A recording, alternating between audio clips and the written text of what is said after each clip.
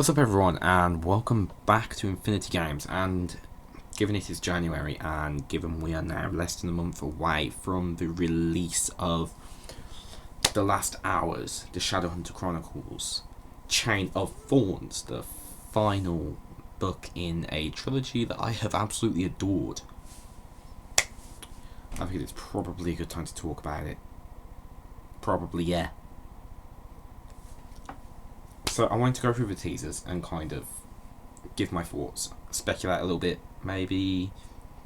We'll see. But yeah, I know that this is a little bit off-brand for most of my content. I have done Shadowhunters stuff before, and actually the earliest videos on the channel were incredibly lazy, but Shadowhunters based. Yeah, I don't know why I'm acting so hyper. I'm not hyper. I've not long finished filming the Breath of the Wild video that has just come out. I want to try and do a bit more content this year. So, without further ado, much ado about nothing. I don't know what I'm talking about. Carry on. So, in the previous two books, we have James Herondale, we have Grace Blackthorn, we have Cordelia Carstairs, very good name. We have Matthew Fairchild. Fairchilds are good. We have Christopher, otherwise known as Kit Lightwood. By the way, my name is not short for Christopher. Never, ever, ever suggest that. We have Thomas Lightwood. We have Alistair Carstairs. We have Charles Fairchild. We have the old Infernal Devices gang. So, Will, Tessa, Brother Zachariah.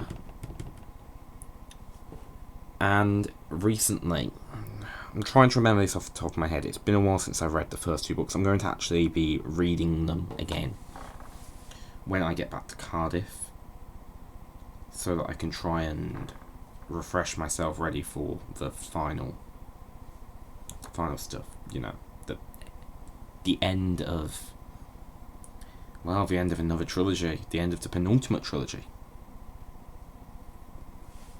So, previously on Shadowhunters, yeah, James and Cordelia got married because, well, something about Cordelia being in James's room alone with him or something. I'm not 100% sure how that came about off the top of my head. It's, like I say, it's been a while and my memory is not playing ball tonight. So they get married. Daisy, Cordelia, is immensely in love with James, but James is seemingly in love with this girl called Grace Blackthorn. But it's later revealed that James's love for Grace comes from his bracelet that she gave him years ago, which seems to be some kind of siren enhancement, because Grace has the powers of a siren. She can command men, which is how she commanded Matthew to kiss her as leverage over him, and it was how she commanded Charles to try and marry her. The thing is, Grace was taken in at a young age by a woman called Tatiana Blackthorn, formerly Lightwood, who lost her husband Rupert at Blackthorn Hall due to her father becoming a giant worm thing.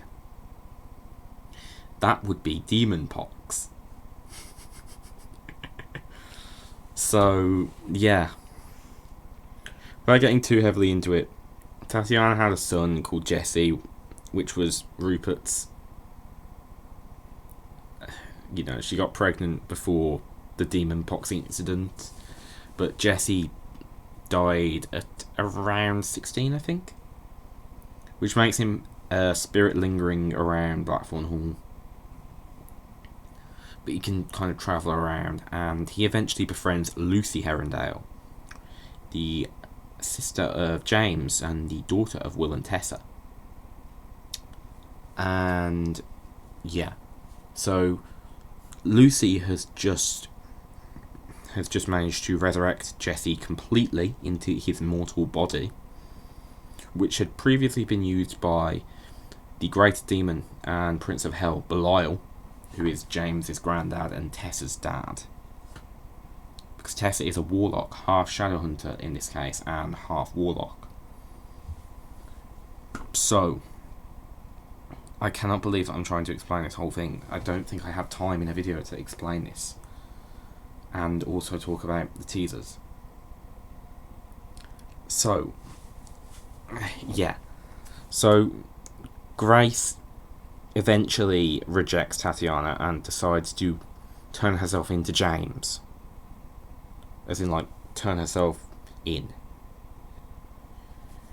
And she brings herself to James's doorstep just after James realises he's in love with Cordelia, and Cordelia sees them talking right after he's sent her upstairs to go and wait for him, so they can finally talk about what's actually happening. And yeah, it's horrific because she thinks that they're going to get together. She thinks that she's been hopelessly pining after this same man for years, and she's a little bit hurt. So she goes to Matthew, James's best friend and Parabatai. Parabatai being the closest bond two Shadowhunters can have.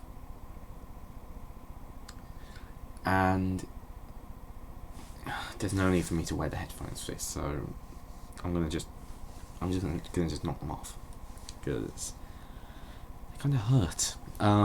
Yeah. So Daisy runs away to Matthew, and Matthew needs to get away as well because he's still consumed by the guilt of what he did as a child, in which he was very, very, very jealous of all the... Actually, I don't think it was jealousy. I think he thought his mum was having an affair due to something said to him. I want to say said to him by Alistair, but I'm not 100% sure on that. I have read the story, but I'm struggling with my memory a bit. But yeah, so Matthew needs to get away because he accidentally killed his unborn baby brother, I want to say, because he went to a shadow market and bought this truth serum that was actually poison. So they go to Paris together, and as James is about to intercept them at the train, Will shows up and grabs him, telling him that they need to go and get Lucy because she's just committed necromancy, which is one of the worst things a person can do. From there, you've got Thomas and Alistair seem to be in love with each other, but they can't really properly act on it. Bear in mind, it's still like 1906, I want to say. It's the early 20th century. It's Edwardian times, and that is big no, even amongst Shadowhunters. Even though this was actually the point in history where they were still relatively progressive, as they'd allow women in power. Whereas typically it just wouldn't. It's not important under this exact thing. So yeah, Alistair had an affair with Charles Fairchild. Charles and Matthew's mother, Charlotte, is actually the consul, the leader of the Shadow World. I'm trying to explain all this as if people that watch this aren't going to be fans of the series and be coming to hear what I think. I'm going to have like a time mark. So yeah, I think I'm going to just put a time mark for where I get into the actual thing. But yeah, so So I don't know how much else I want to say, really, about what happened in the previous books, because I don't want to get it wrong. I really do need to reread them over the next month or so. So, yeah. Getting into it now. So, 10:20. So, the first teaser, and we're going to talk about what I hope to happen, what I think will happen, what I really, really don't want to happen, but probably believe will. So, just going to read the first couple of teasers. Paladin. The word echoed in Cordelia's ears. Though she had clambered blindly into a fiacre, I don't know. With Matthew, it's some kind of... It doesn't matter right now. Though they were rattling quickly through some part of Paris, she still felt as if she was standing in front of the cabaret, hearing the guard refuse her entrance. I know what I know. You cannot come inside. Because you are corrupted within, said a small voice inside of her. Because you belong to Lilith, mother of demons. Because of your own foolishness, you are cursed. No one should be around you. Daisy? Matthew's worried voice seemed to come from far away. Daisy, please, talk to me. So, in the previous book, in Chain of Iron, Cordelia made a pact with who she believed to be Wayland Smith, the forger of some of the greatest blades in Shadowhunter history. She actually made a pact with Lilith, the mother of all demons, which has cursed her and Cortana to serve her, which has led to Cordelia having to pull away from the Parabatai ritual that her and Lucy were supposed to be undergoing. And yeah, that's going to be a major source of conflict for Daisy in this book. Teaser 2. Regardless, said Matthew, I'm glad to hear that you've returned to your usual busy schedule of ruining London's women for London's men. Oh yes, I love this. Before I left Paris, the buzz was that you had gone entirely out of circulation. Oh really, said Anna. Anna is the coolest person known to man. Or woman. Mostly woman. She's actually the first genderqueer character within the Shadowhunter mythos, and I absolutely love that about her. You know, she's brilliant. She is absolutely brilliant. And she's just very fashionable. You know, she's awesome. She does all sorts of cool stuff. She had this crush on a woman called Ariadne, and that is a major source of conflict for her. It was all anyone seemed to want to talk about at the Ruel, Matthew pressed. Mundane, Downwilders, all the ladies remaining completely unseduced, and not happy about it. I can hardly seduce everyone. Anna shrugged. Some of them will just have to seduce one another. Now it was Matthew's turn to raise an eyebrow. I'm not worried about them, he said. I'm worried about you. In a lower voice he said, I heard about Ariadne. But yeah, so I believe that once again their relationship had to be called off for one reason or another, and that has caused Anna to hit a bit of a slump. And I'm hoping that by the end of this book she either finds someone far better than Ariadne, maybe a nice warlock, or that Ariadne finally figures out her shit. Because believe me, it's a real shame if those two don't get together after everything that they've gone through. Okay. Teaser 3. And oh my god, this is where it's going to start getting difficult for me, isn't it? James took a deep breath. Daisy, he said, I wanted to say, I never apologised. She turned. laid the striped dress on the bed. It stayed there, fiddling with its buttons. For what? That will be the two of them talking about the conversation with Grace. I'm almost certain about that. You know, this will be after Daisy returns home.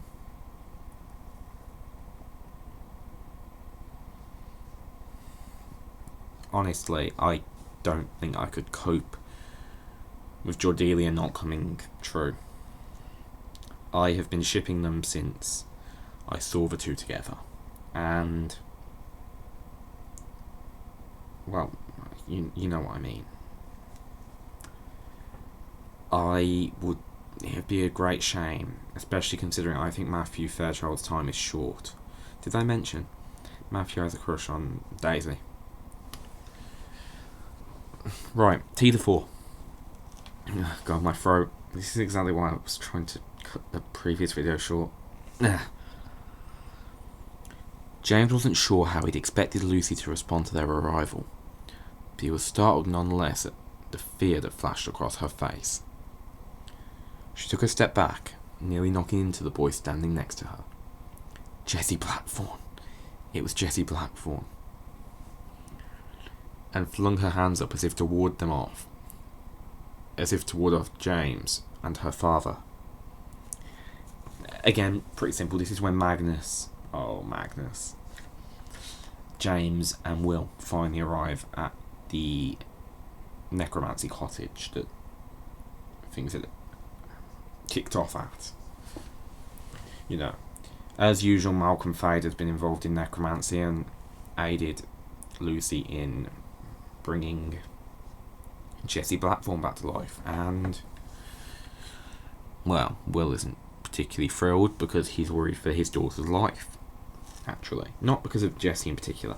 It's just that necromancy can have a toll on the soul, as Kit Harendow and Ty Blackthorne very well know, given what happened in the Dark Artifices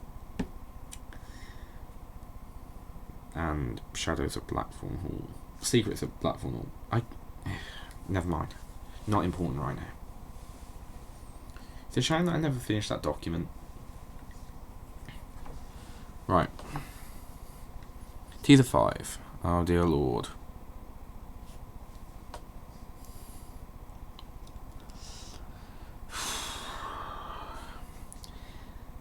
Daisy.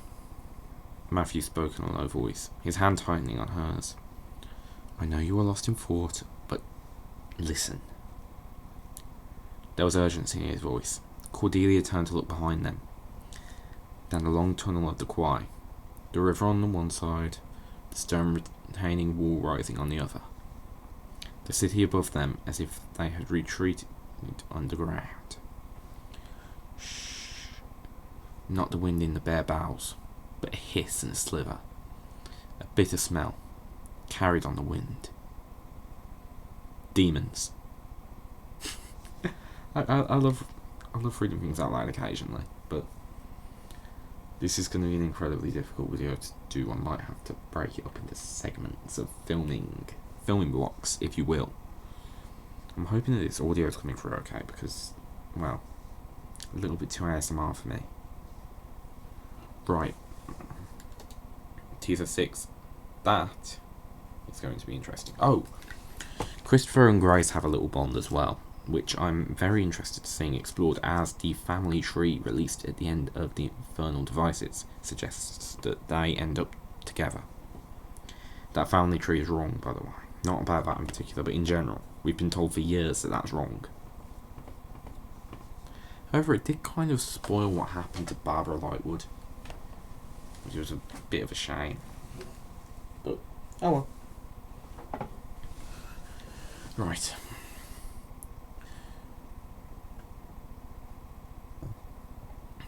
Thomas nodded, not really paying attention. It wasn't his fault entirely. He knew that Christopher was simply working through his own thought processes aloud, and Thomas wasn't really expected to follow along. More just produced the occasional encouraging, "Oh, indeed." That you can tell when this is supposed to take place from the dialogue. Cassandra Clary, the other genius. From upstairs, the doorbell chimed. Christopher, interrupted in the midst of explaining the science behind fire messages, put down his stele, muttered about the interruption, and went upstairs to answer the door. It wasn't Thomas's intention to eavesdrop, but when Christopher's voice drifted down to him and he heard, "Oh, hello, Alistair. You must be here to see Charles. I think he's upstairs in his study." He found he could focus on nothing else. Wonderful.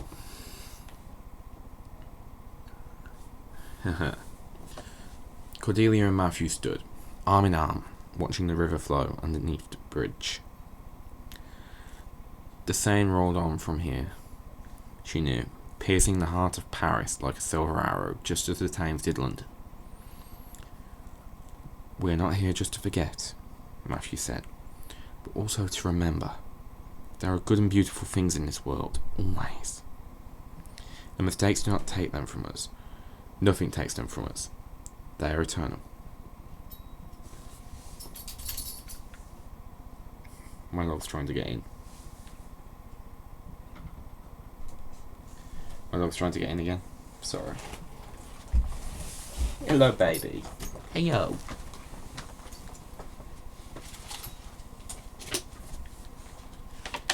You. What are you doing, baby? Oh, sorry about this. You can't just...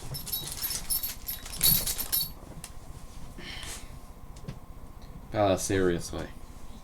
Bella.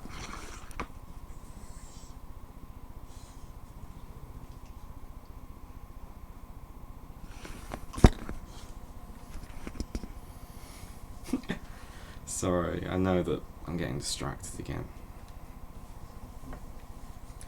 Right. Where were we? They are eternal. She squeezed his gloved hand with her own. "Matthew, do you listen to yourself? If you believe what you say, remember that it is true for you too. Nothing can take the good things of the world from you, and that includes how much your friends and family love you, and always will." These are about to hurt my heart even more.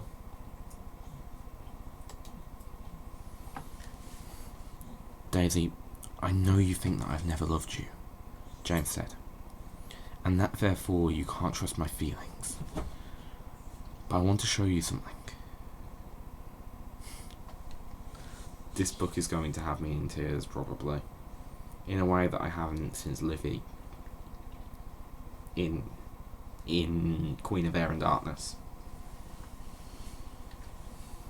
In a way that I haven't been since I Love You, Ty, I Love You in Queen of Air and Darkness." Oh, you having a rough, baby? Dog's just trying to sleep on my bed. Glad someone can. Kill me. Kill me. But yeah, no, so... Oh yes. Oh yes! Teaser 9. "Don't just stand there, Alistair," said Matthew. "Thomas needs you." I like to have my own dramatic touches. It's annoying, isn't it? Teaser 10. "Daisy," James whispered. "Do you have any idea what it would do to me if something happened to you? Do you?"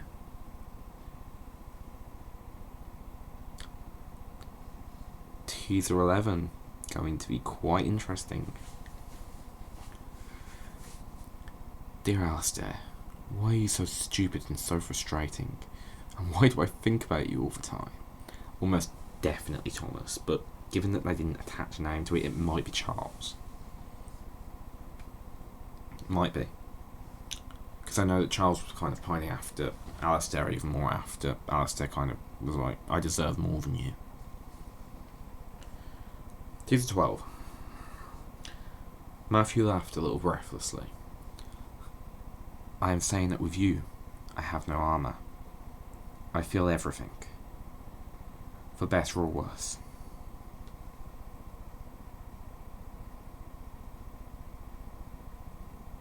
Interesting. Incredibly interesting. Teaser 12. No, that's the one I just read. Sorry.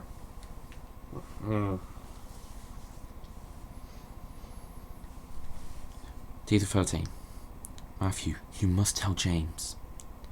Tell him what? Said Matthew. That I love you? He knows that.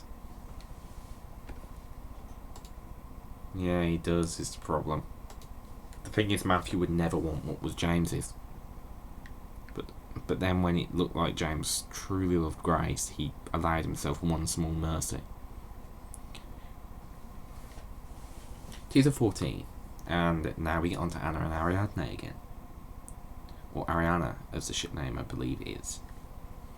Teaser 14.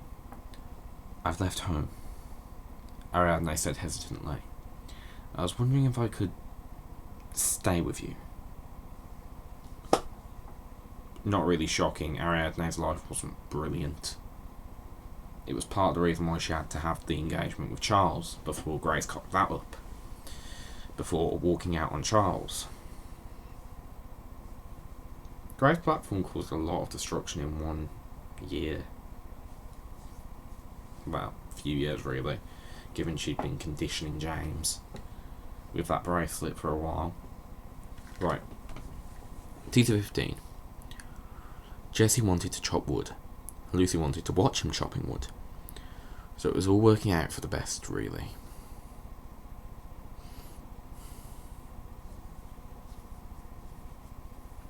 Okay. Prologue.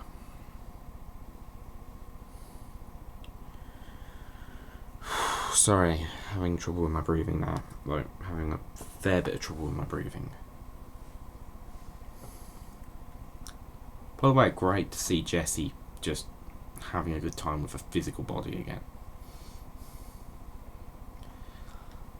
Prologue. Later, James could only remember the sound of the wind.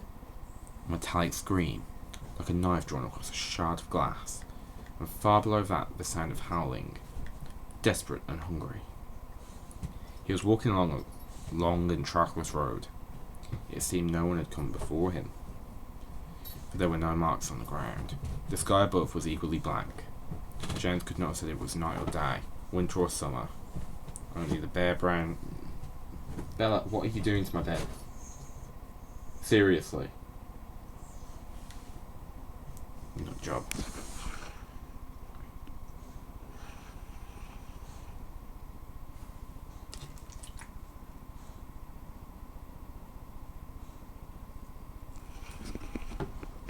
Hang on. Sorry about that. Pull.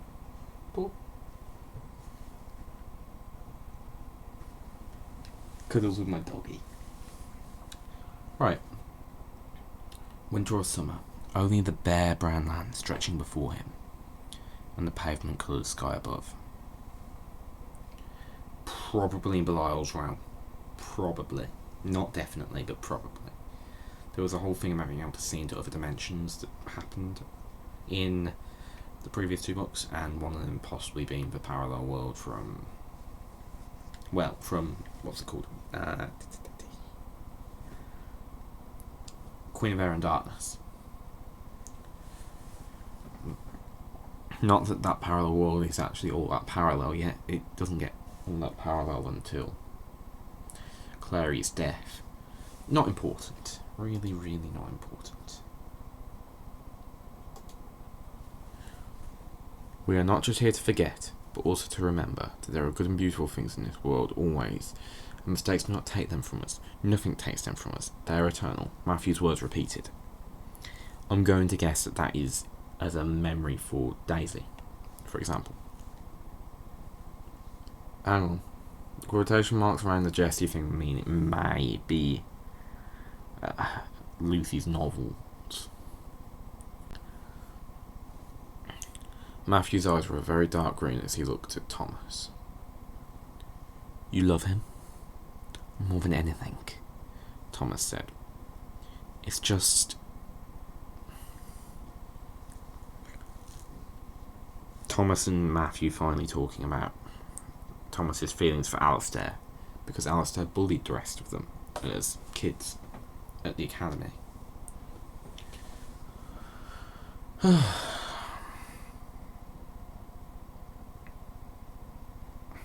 Teaser 19. Jesse looked off toward the river. I saw Grace this morning, he said. She told me everything. Okay, I might have been wrong about the quotation marks. It's not really important.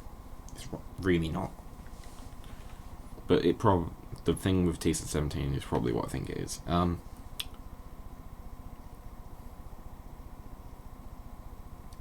Yeah, so Grace was ordered to seduce Jesse, even though he is her adopted brother. In fairness, it didn't mean that. It was just the way that Tatiana's twisted mind worded it. It just meant control him. You know, as she controlled other men.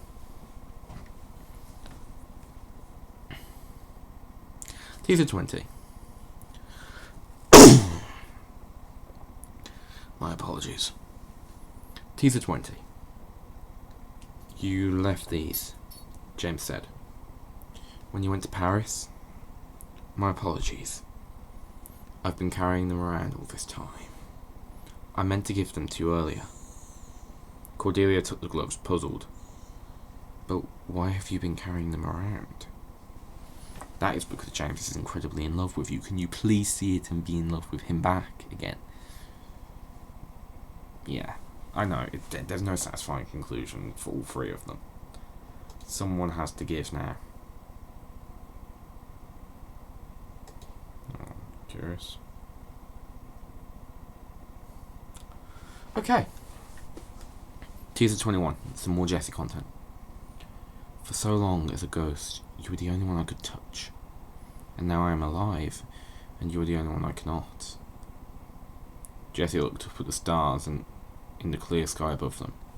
It hardly seems worth a return. Don't say that, Lucy breathed. There is so much to being alive, and you are wonderful at it. And Malcolm will find a solution. Or we will. We have found solutions to worse problems. He almost smiled. Wonderful at being alive? That is a compliment.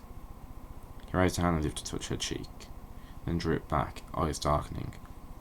I don't like to think that what you did in raising me made you more vulnerable to Belial. Probably did.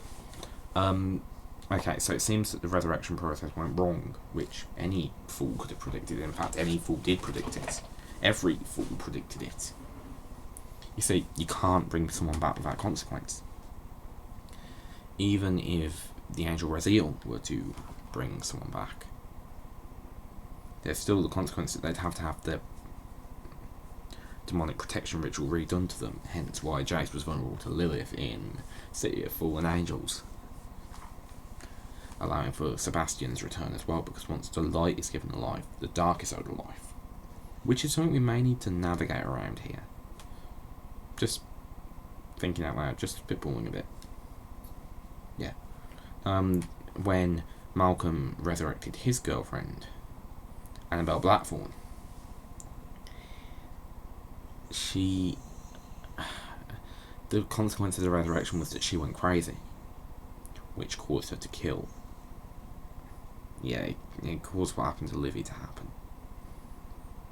Shame. Oh well, I really can't focus on this right now. Teaser 22. And we are already up to 35 minutes. Christ. He almost smiled. No. That's the wrong teaser. Sorry. Ma. Okay. Matthew sat up straight, his green eyes flashing. James, you're going to try to contact Belial? James shook his head. No. I'm going to try to spy on Belial. What on earth makes you think that's going to work? Thomas asked.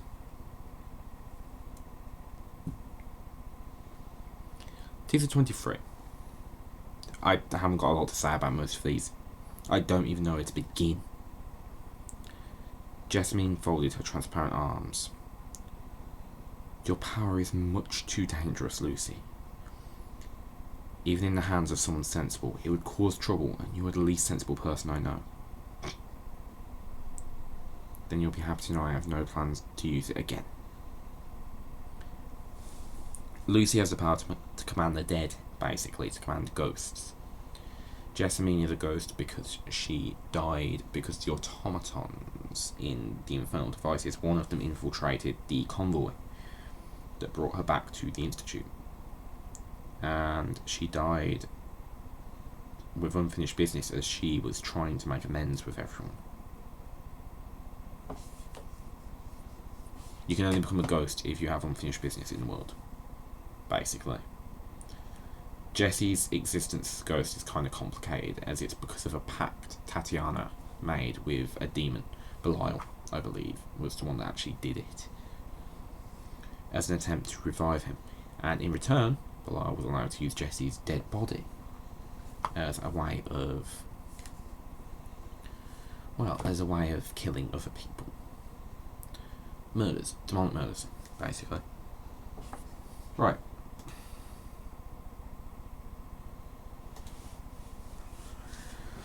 Okay.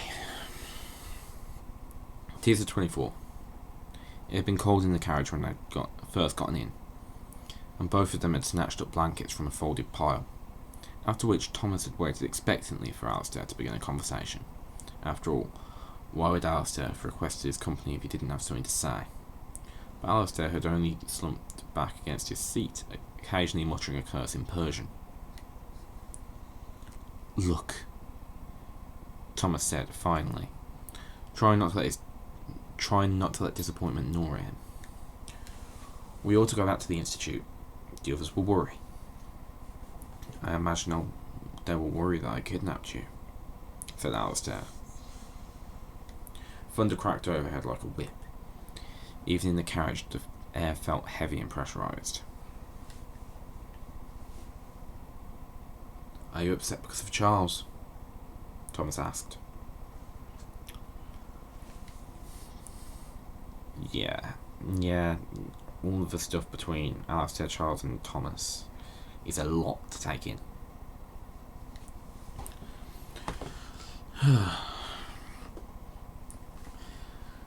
Teaser 25. Lucy had been in love with Jessie all this time, and I never knew, Cordelia thought. Perhaps Grace will be her sister-in-law someday, and meanwhile I cannot even be her parabatai. I will lose Lucy to Grace, just as I lost James to her. You didn't lose either of them. You will be fine, Daisy. Teaser 26. Now, I've prepared this sheet with a solution of hartshorn, Christopher was saying, and when the flame is applied via a standard combustion rune. Thomas, are you paying attention? All ears, said Thomas.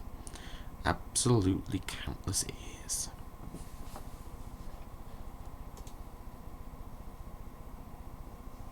I don't know how many more teasers we've got, so we're at 27.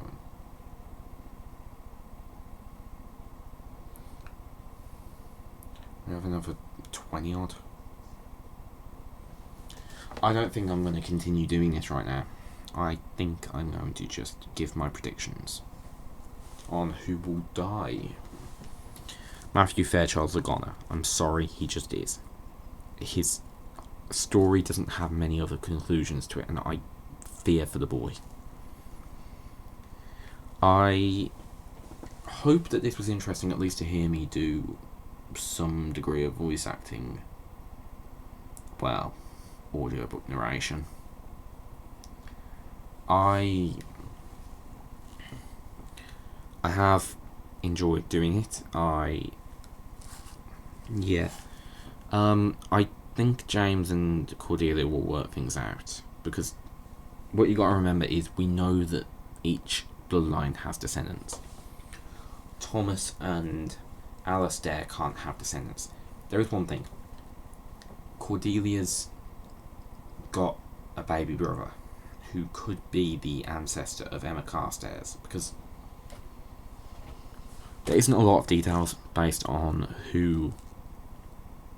Basically, the family tree is relatively incomplete, as there are lost generations on it. We know that there were the likes of Cordelia and that, and we know that. Basically, we know that there are people between, but we don't know who.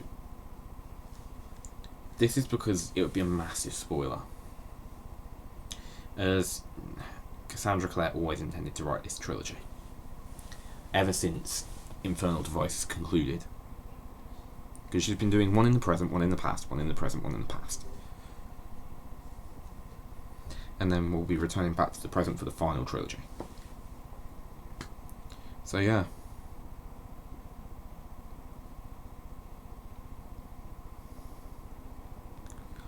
I am incredibly scared. I have high hopes for this book.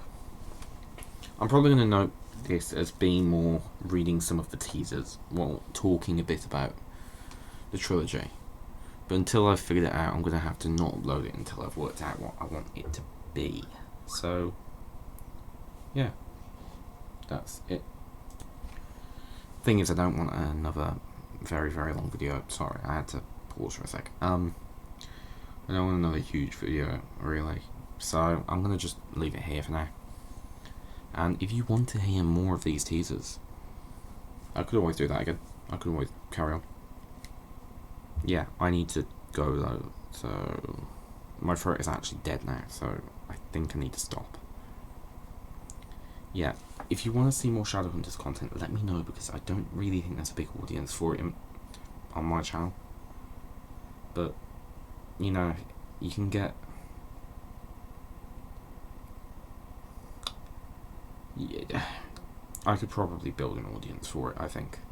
Yeah. Right. Thank you for watching, and I will see you all next time.